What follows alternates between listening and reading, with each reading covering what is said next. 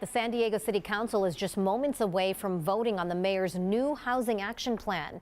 It's an effort to tackle the city's housing crisis. CBS 8's Brian White explains what's supposed to happen if this plan is approved.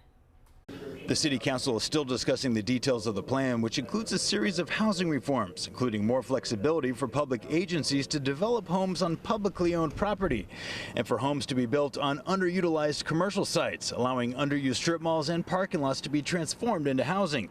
It also relaxes parking requirements for builders, particularly those building near public transit stops, and encourages the creation of more single-room occupancy homes.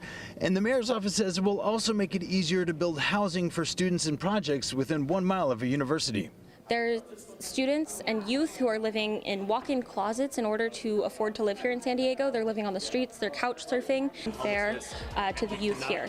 We believe that allowing for off-campus student housing to be developed will not only allow for college students to currently afford their housing while in college, but also it'll free up more housing supply outside in the remainder of the cities. Now, one thing reiterated over and over during public comment was a concern over one point in particular, giving developers the option to move required affordable units off-site from a project and instead to less desirable locations. In other words, they're concerned that communities could be segregated based on income. This is going back to the days of segregation. In this case, it's segregation by income.